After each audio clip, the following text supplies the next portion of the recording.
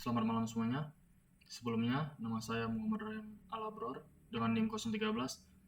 Di sini saya akan menjelaskan function dari JavaScript. Jadi, function itu merupakan bagian penting dalam bahasa pemrograman. Tanpa sadar, sebenarnya kita sudah menggunakan sebuah fungsi pada contoh kode yang sebelumnya. Log pada konsol log merupakan sebuah fungsi yang berguna untuk menampilkan data pada konsol. Tapi sebenarnya apa itu function? Jadi function ini mirip seperti matematika, fungsi pada matematika. Fungsi dalam pemrograman juga digunakan untuk menghasilkan output berdasarkan input tersebut. Namun fungsi itu juga digunakan sebagai block code atau prosedur yang dapat digunakan secara berulang. Dalam arti lain, kita dapat berpikir bahwa function merupakan sebuah variabel yang berisi blok logika. Blok logika tersebut akan dieksekusi ketika variabel dipanggil. Jadi untuk mendeklarasi function itu seperti ini, yang dimana ini kita hapus dulu.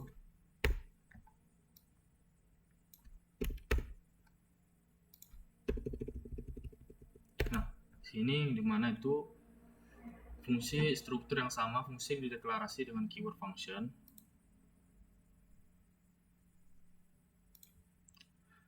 Semua fungsi memiliki struktur yang sama. Function deklarasi dengan keyword function dan nama fungsinya. Nama fungsi selalu diikuti dengan tanda kurung. Selalu tanda kurung seperti ini. Tanpa spasi. Lalu terdapat kurung kurawal yang berisi logika dari fungsi tersebut. Nah, di sini merupakan logika dari fungsi tersebut.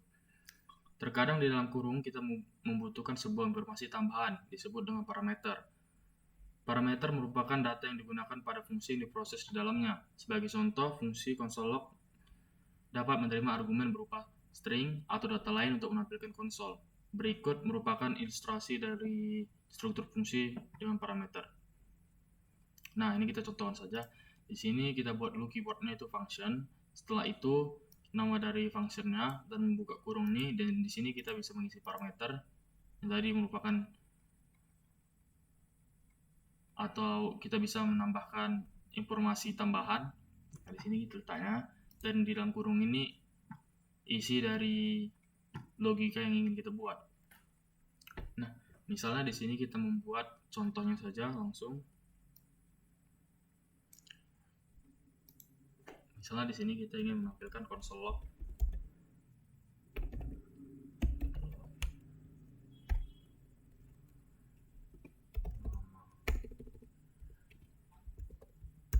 Saya adalah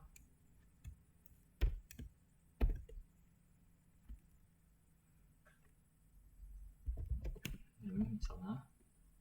Nah, di sini kita buat parameternya. Jadi parameter itu mirip seperti variabel ini. Setelah itu kita panggil function tersebut. Untuk memanggilnya tinggal tulis nama functionnya seperti name.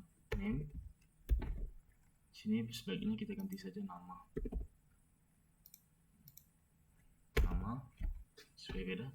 Dan jangan lupa kurung. Nah, di sini merupakan nilai dari parameternya atau argumen dari parameternya. Nah, di sini misalnya kita buat nilai dari name itu adalah Raihan atau isinya Raihan. Nah, jika kita run seperti ini, nama saya adalah Raihan. Jadi fungsi ini supaya memudahkan kita. Jadi kalau misalnya membuat suatu code atau buat program, dan kita membuat panjang code-codenya atau menulis berulang-ulang kali. Kalau kita membuat function ini, kita tinggal memanggil nama function aja. Nah, seperti ini. Jadi kita tidak perlu menulis isi dari logika yang ada pada function ini. Jadi seperti itulah guna dari function. Selanjutnya, ini perbedaan mendasar antara kedua, yaitu parameter adalah variabel yang didefinisikan sebagai input dari sebuah fungsi. Ini parameternya. Dan argumen merupakan nilai atau expression yang dimasukkan ke dalam fungsi. Nah, ini merupakan nilai dari parameter itu.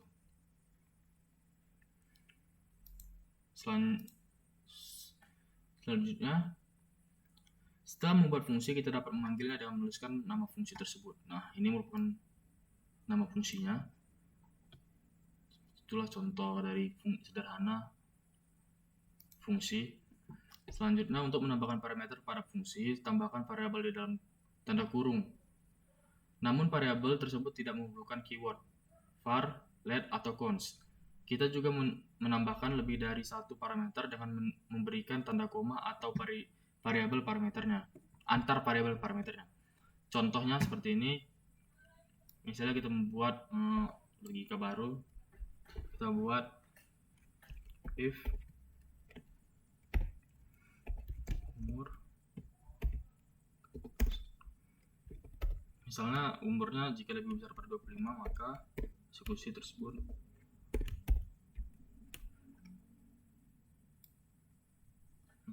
di sini kita buat misalnya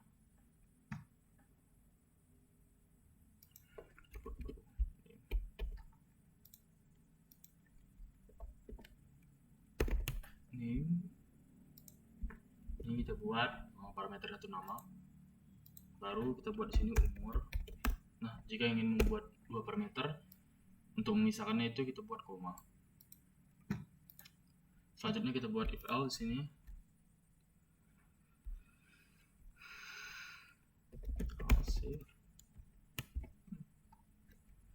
Umur lebih besar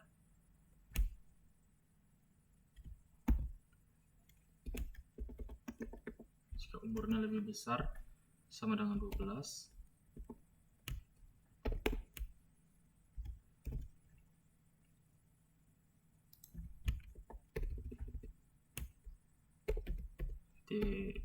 buat misalnya dewasa. Selanjutnya di sini kita buat else.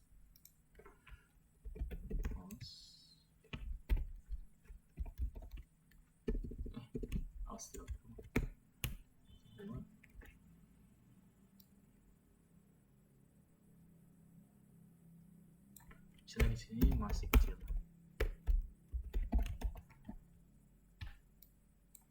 Jadi kita panggilnya itu namo.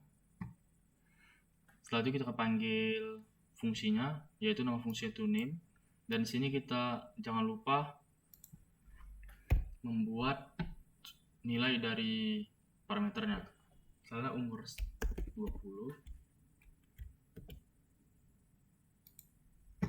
Nah, jika kita run, halo, nama saya Raihan dan saya masih remaja, yang dimana lebih besar 12, yaitu memunculkan halo, nama saya Raihan dan saya masih remaja atau sudah remaja. Tapi kalau misalnya kita bikin di sini 26, kelebihan, saya sudah dewasa, maka yang dieksekusi itu saya sudah dewasa. Jadi seperti itulah jika ingin membuat dua parameter, yaitu dipisahkan dengan koma. Satu hal lagi, fungsi dapat menghasilkan output atau mengembalikan sebuah nilai. Dengan nilai kembalian, kita dapat membuat function berfungsi melakukan perhitungan matematika. Nah, contohnya seperti ini.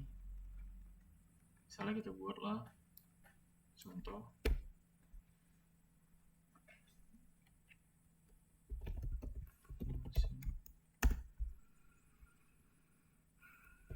Hitung. Misalnya namanya hitung, kita buat di sini A dan B.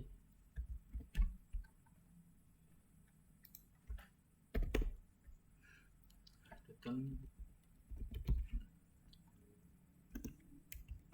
A ditambah B.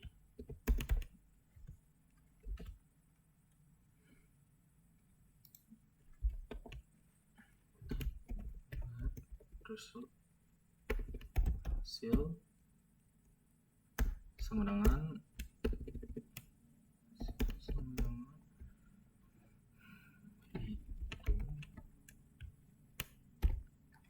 kita bikin di sini 6 dan 4. Baru kita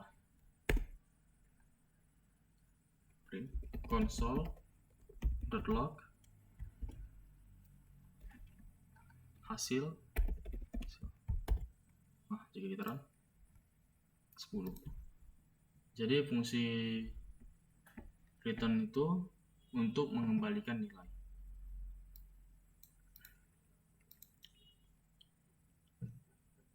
Jadi di dalam return itu tidak hanya dalam angka aja, tetapi kita juga bisa mengembalikan berupa string, boolean, array, atau tipe yang lain. Seperti yang tadi.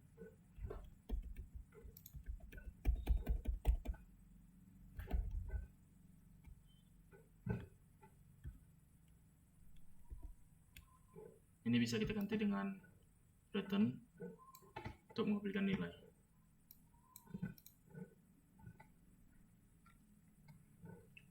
Selanjutnya, expression function.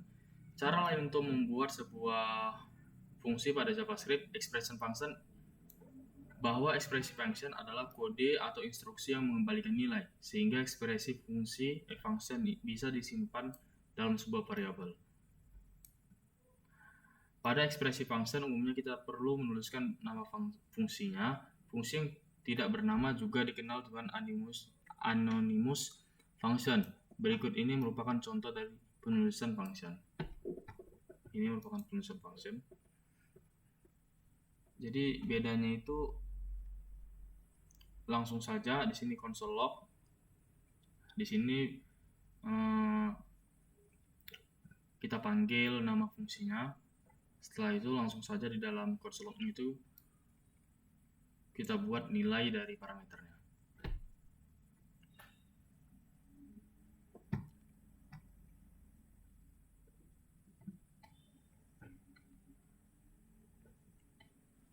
Selanjutnya, function parameter. Pada materi sebelumnya kita telah berkenalan dengan fungsi merupakan suatu blok kode yang dapat menerima input dan menghasilkan output tertentu. Input ke dalam sebuah fungsi dikirimkan melalui parameter. Parameter dari fungsi dapat berupa tipe data apapun, mulai dari string, number, objek, bahkan fungsi lain. Jika parameter dari fungsi adalah sebuah objek, kita dapat memanfaatkan destructing object untuk mendapatkan nilai. Contohnya seperti ini. Misalnya kita membuat objek dan objeknya misalnya kita bikin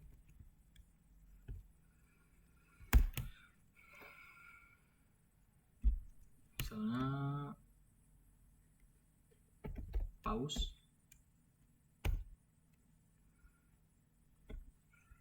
sama dengan kita bikin di sini nilai objeknya misalnya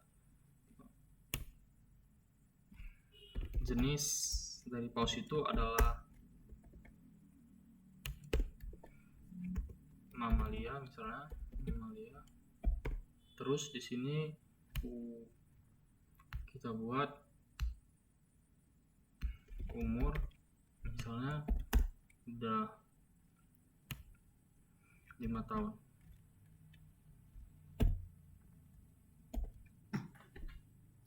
Nah, di sini kan udah kita buat objeknya. Di sini jangan lupa titik koma. Dan jangan lupa di sini koma. Nah, selanjutnya di sini kita buat function. Misalnya di sini kita buat hewan.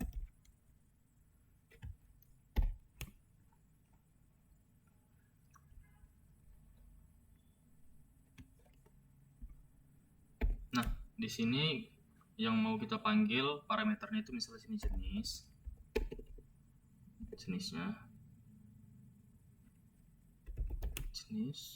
setelah itu umur,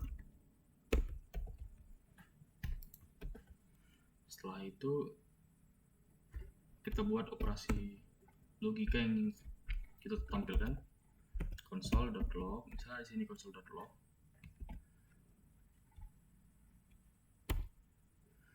Pause merupakan hewan, misalnya kita buat sini yang kita panggil nilainya itu atau parameternya itu jenis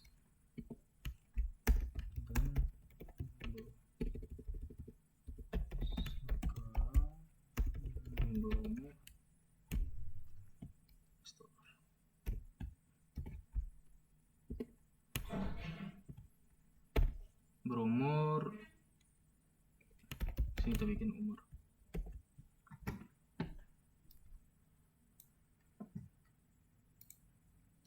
Dan untuk memanggilnya kita panggil, yaitu nama fungsinya hewan, dan di dalam dot kurungnya itu yaitu objeknya.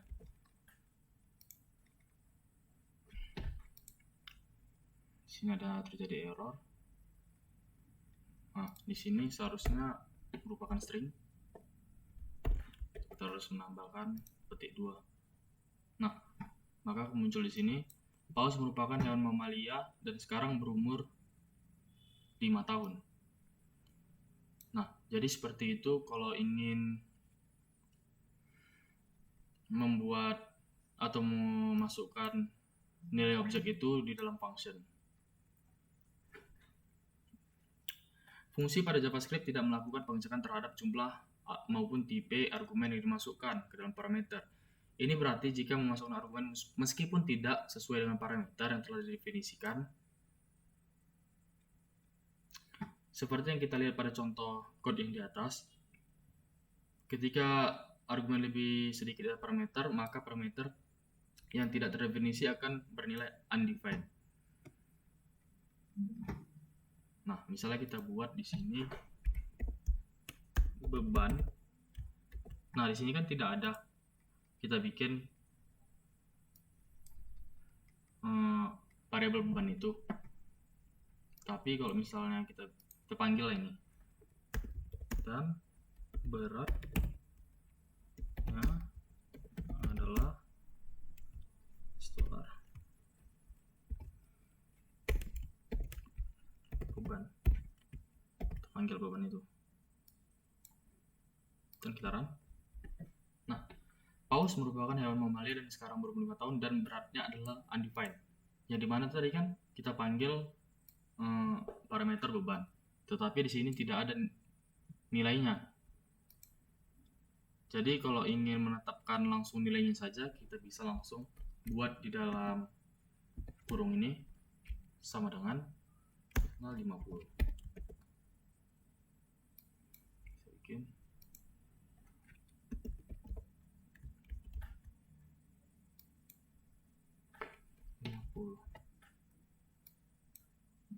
sini kita bikin ton.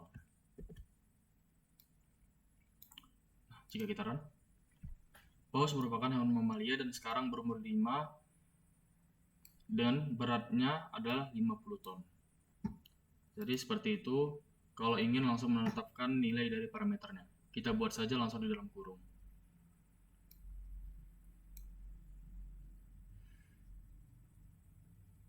Selanjutnya itu raise parameter. Masih ingat dengan split operator menyebarkan array menjadi beberapa elemen berdasarkan raise parameter ini adalah kebalikan dari operator tersebut.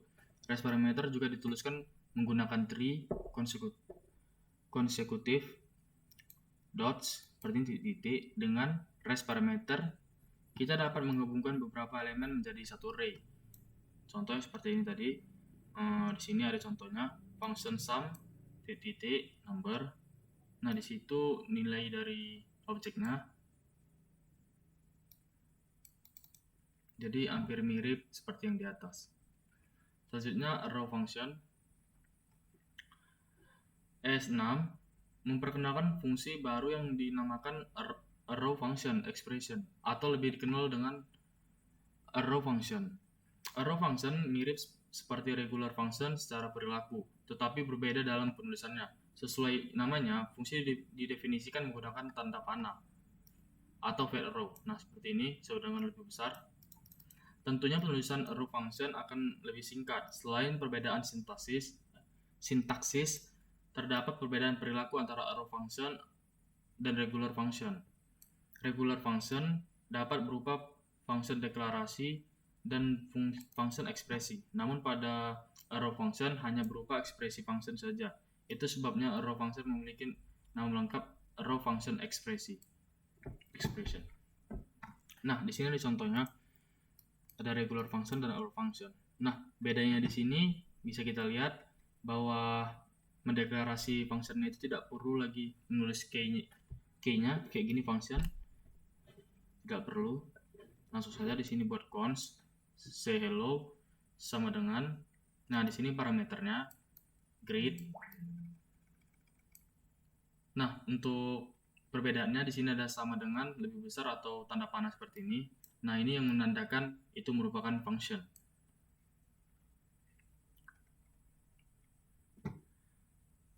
Jadi kita contohkan saja. Misalnya di sini kita buat, kita hapus saja.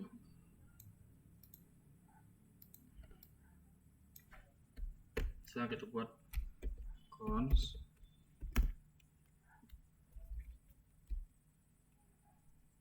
soalnya nama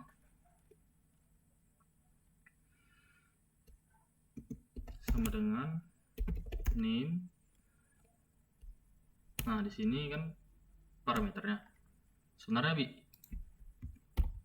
kita buat dulu contoh yang pertama ini. Di sini buat kurung, yaitu sebagai parameternya sama dengan lebih besar. Di sini buka kurung kurawal seperti ini. Baru buat console.log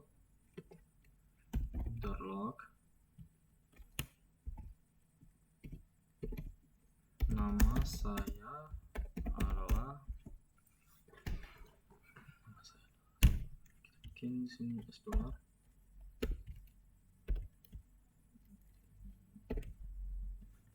name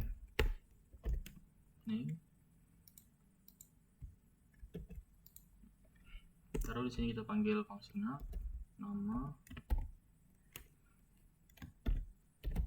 Raihan. Nah, di sini muncul nama saya adalah Raihan. Jadi penulisannya seperti itu. Buka kurung name yang mana parameternya dulu, baru sama dengan lebih besar seperti ini, kayak tombol panah. Baru buat di sini logika code-nya. Nah, di sini kalau misalnya kita memiliki satu parameter saja, kita buat saja seperti ini. Tidak perlu tanda kurung. Nah, seperti ini. Nah. Dan kita run. Saya Raya.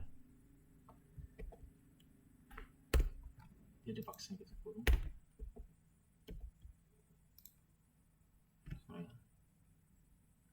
Gara-gara kriteria tadi otomatis. Lanjut di sini, namun jika kita sama sekali tidak membutuhkan parameter, maka kita tetap menuliskan tanda kurung namun kosong seperti ini. Misalnya kita tidak perlu menambahkan parameter. Misalnya kita buat sini kosong. Nah, parameter kosong. Sama seperti tadi, ini kita hapus.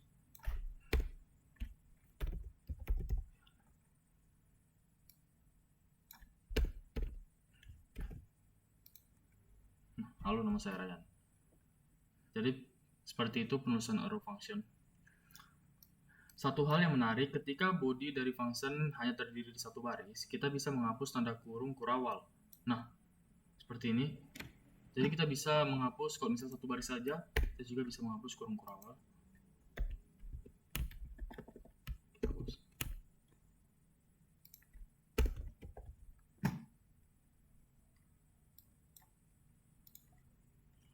Halo, nama saya Ryan.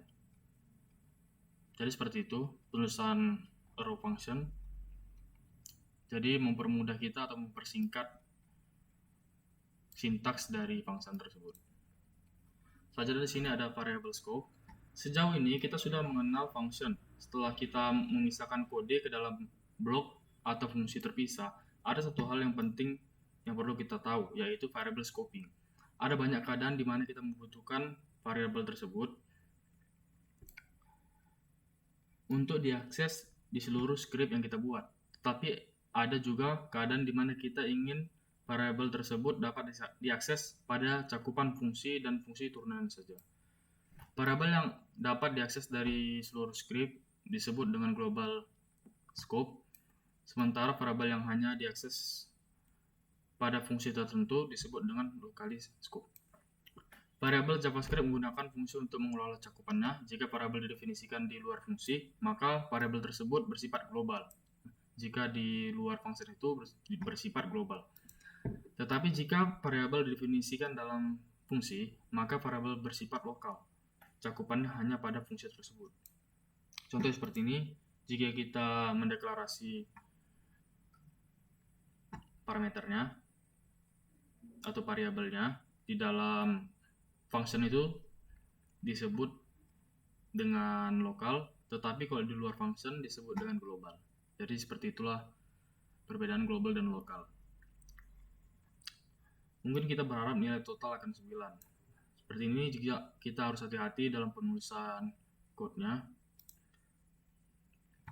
Mengingat variabel total pada fungsi multiply seharusnya tidak akan berpengaruh di luar kode tersebut. Namun hal ini bisa terjadi karena pada fungsi multiply tidak menetapkan variabel total pada cakupan lokal. Kita tidak menggunakan keyword const atau let ketika mendeklarasi variabel total pada fungsi multiply ya, sehingga variabel total menjadi global. Perlu kita perhatikan jika lupa menuliskan keyword let, const atau var pada script ketika membuat sebuah variabel, maka variabel tersebut akan menjadi global. Nah, seperti itu. Kalau kita lupa menulis const atau var, maka variabelnya merupakan global. Sebisa mungkin kita harus menghindari pembuatan variabel global, karena variabel global dapat diakses pada seluruh script yang kita tuliskan. Semakin banyak variabel global kita tuliskan, semakin kemungkinan tabrakan. Selanjutnya di sini ada closure. Sebelum kita telah tahu bahwa fungsi dapat didefinisikan dalam lingkup global atau di dalam fungsi lain, suatu fungsi dapat diakses variabel di dalam lexical scope, disebut dengan closure. Lexical scope berarti pada fungsi bersarang, fungsi berada di dalam memiliki akses ke variabel di lingkup induknya. Sekarang perhatikan contoh berikut. Nah, ini contohnya. Ketika kode di atas akan menghasilkan output yang sama, perbedaan adalah fungsi greet dikembalikan return dari outer function sebelum dieksekusi. Karena variabel name dalam scope init ini, maka umumnya variabel tersebut akan hilang atau dihapus ketika fungsinya selesai dijalankan. Namun pada kasus di atas, fungsi greet yang diakses melalui fungsi function masih memiliki referensi atau akses variabel name, variabel yang mekanisme di atas telah tertutup close covered, yang berarti variabel tersebut di dalam closure. Langsung saja contoh dari closure-nya seperti ini. Di sini saya menyiapkan function dari closure. Nah, di sini kan kita membuat function, tetapi di dalam functionnya ada function lagi. Seperti ini contohnya. Nah, seperti ini. Kan di dalam function ada function lagi. Yang dimana kalau kita run, nilai luar. Nah, di sini kan di innernya itu kan tidak ada variabelnya, tetapi kita bisa memanggil variabel di function parents-nya ini, disebut dengan function parents. Jadi kita bisa memanggil variabel di function parents-nya. Maka kalau kita run, nilai luar. Sekian dari saya. Bila ada kesalahan saya mohon maaf. Terima kasih semuanya.